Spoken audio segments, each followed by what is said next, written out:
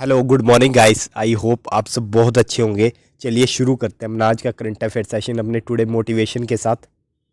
Once you face your fear nothing is ever as hard as you think.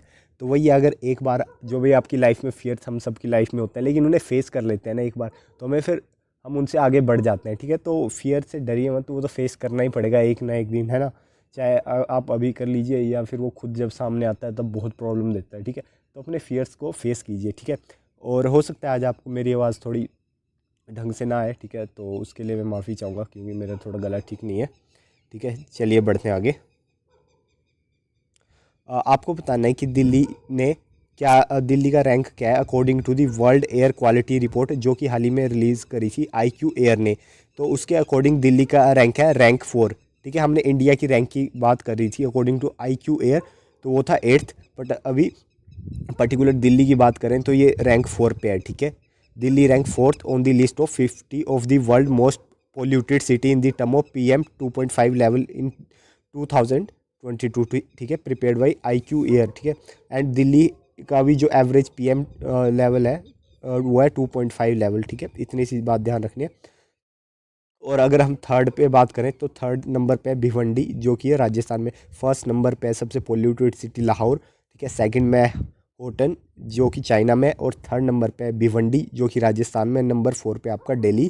ठीक है, और India का overall rank है 8th, और इंडिया की 39 सिटीज़ है टॉप 50 सिटीज़ में। ठीक है, तो देख लीजिए इंडिया में एयर क्वालिटी कैसी है ना गाइस। चलिए बढ़ते हैं अब आगे। आपको बताना है किसे सिलेक्ट किया गया है सरस्वती सम्मान के लिए।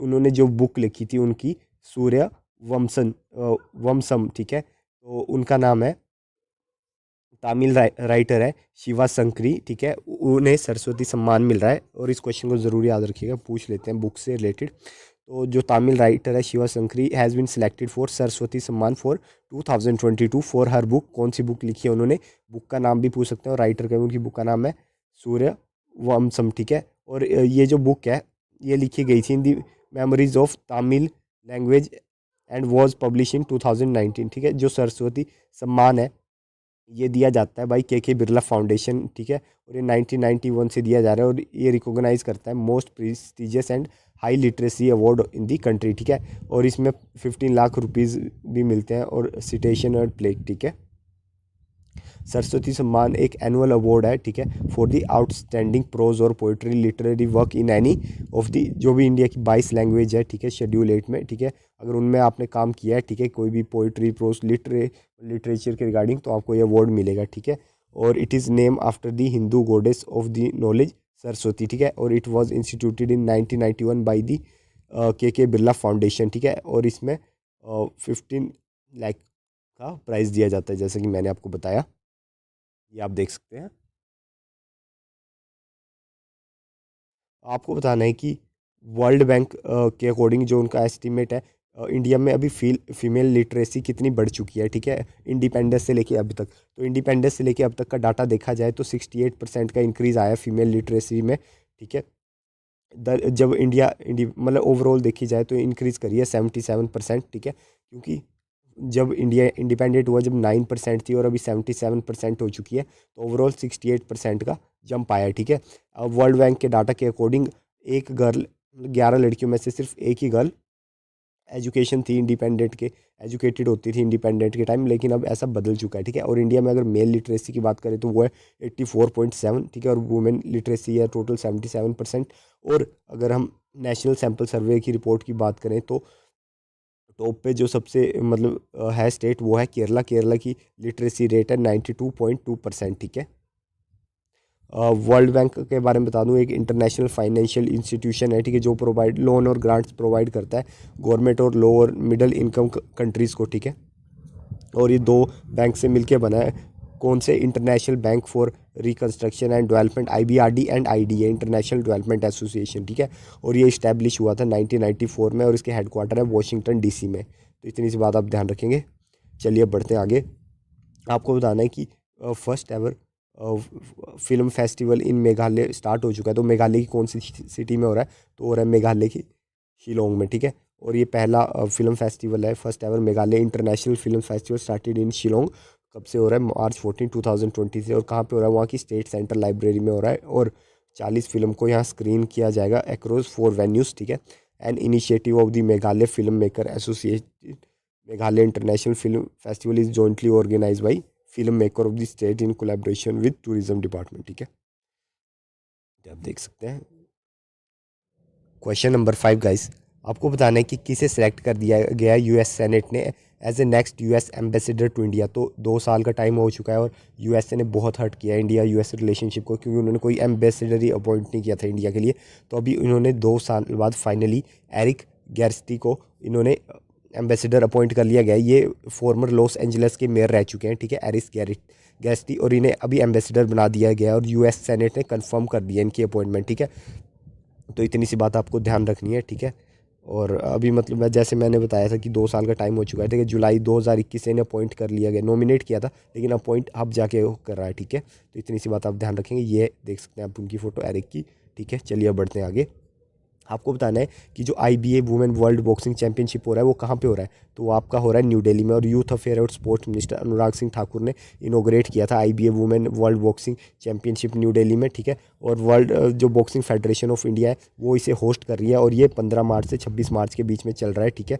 और इस ओकेजन में union minister side 324 women boxer around 65 countries, ठीक है, पार्टिसिपेट करिए। और 12 वेट कैटेगरीज, जैसे वेट कैटेगरीज थे डिफरेंट, तो 324 वुमेन्स और 12 कैटेगरीज में खेला जा रहा है, ठीक है। और 65 कंट्रीज से पार्टिसिपेट कर रहे हैं, ठीक है। और India has move up from 44th position to, और इंडिया इस टाइम 3rd पोजीशन पे चल रहा है, ठीक है, in latest international boxing association की रैंकिंग में, ठीक है।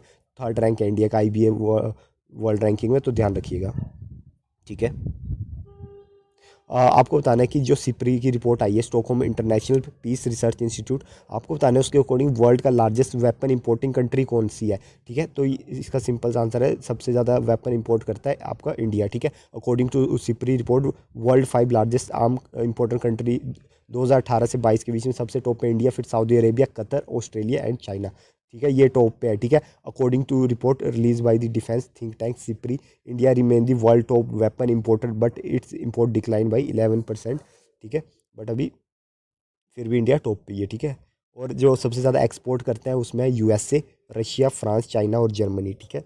तो देखिए इंडिया सबसे बड़ा इंपोर्टर है और चाइना सबसे बड़ा एक्सपोर्टर है, कितना बड़ा डिफरेंस हम दोनों की इकोनॉमी में, ठीक है। तो इसलिए मेक इन इंडिया जैसे आत्मनिर्भर भारत जैसे प्लान इंडिया के लिए बहुत इंपॉर्टेंट है, ठीक है। और पाकिस्तान 8th रैंक पे है लार्जेस्ट इंपोर्टर की लिस्ट में, ठीक है। आपको बताना है इंडिया और वर्ल्ड बैंक ने हाल ही में साइन कर लिया एग्रीमेंट, कंस्ट्रक्शन करेंगे एक green national highway corridor project का।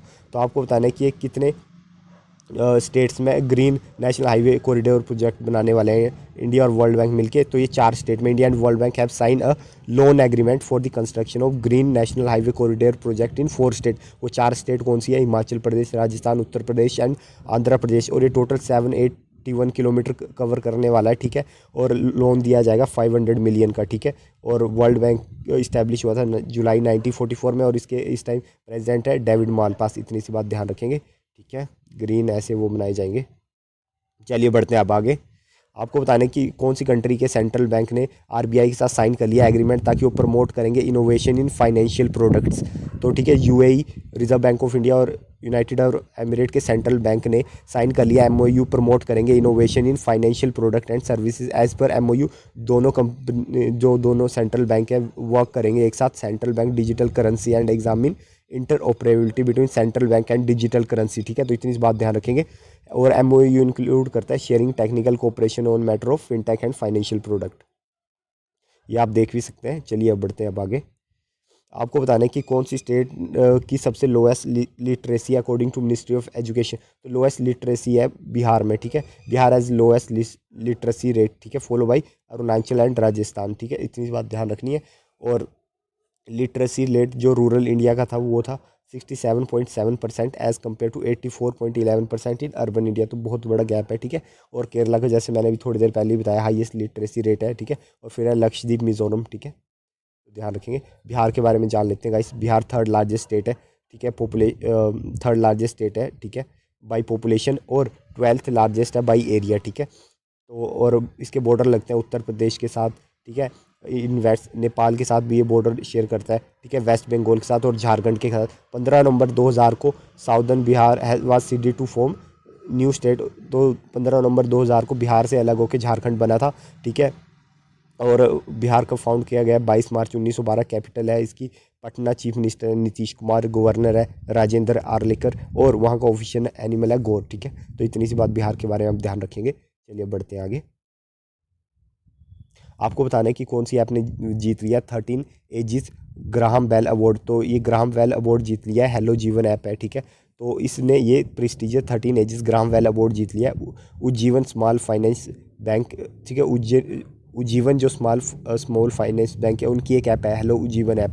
तो उसने ये अवार्ड जीत लिया in the innovation and consumer tech category में, ठीक है। और award is an initiative of Aegis school of data science and under the ministry of electronics and information technology to foster an innovative culture in India, ठीक है।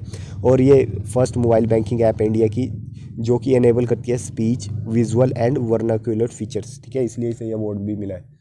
तो चलिए बढ़ते हैं आगे। ये देख सकते हैं आप। आपको बताना है इंडिया और कौन सी कंट्री ने हाल ही में लॉन्च करी है जॉइंट कॉमरेटिव स्टैम्प्स, ठीक है, स्टैंप लॉन्च करी है क्योंकि वो दोनों सेलिब्रेट कर रहे हैं 75 ईयर्स ऑफ फ्रेंडशिप। तो इंडिया और लग्जमबर्ग, ठीक है, तो इनके 75 ईयर ऑफ फ्रेंडशिप सेलिब्रेट कर रहे हैं, इसलिए अभी लेटेस्ट स्टैंप रिलीज़ करी है, ठीक है। तो इतनी सी बात आपको ध्यान रखनी है, ठीक है।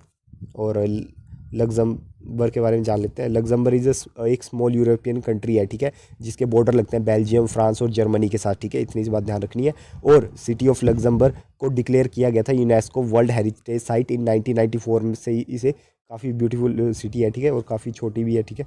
और it serve as United Nation security council for first time in 2013 and 14। Population रफली है 6.4 लाख, बहुत कम पॉपुलेशन है। प्राइम मिनिस्टर की बात करें जेबियर बैटल है। ऑफिशियल लैंग्वेज चलती है और लग्जमबर्गिश, ठीक है, फ्रेंच, जर्मन और करेंसी है यूरो, ठीक है, क्योंकि बेल्जियम, फ्रांस, जर्मन उसके पास है तो वो लैंग्वेज का भी इन्फ्लुएंस थोड़ा बहुत वहाँ पे है ही है, ठीक है। करेंसी यूरो, ठीक है, ये आप देख सकते हैं लग्जमबर्ग का मैप, ठीक है। और ये आप बड़े मैप में देख सकते हैं लग्जमबर्ग यूरोप में आता है, ठीक है, ये दिख रहा होगा आपको गाइस, ठीक है। सो आई होप गाइस आपको ये लेक्चर पसंद आया होगा। मिलते हैं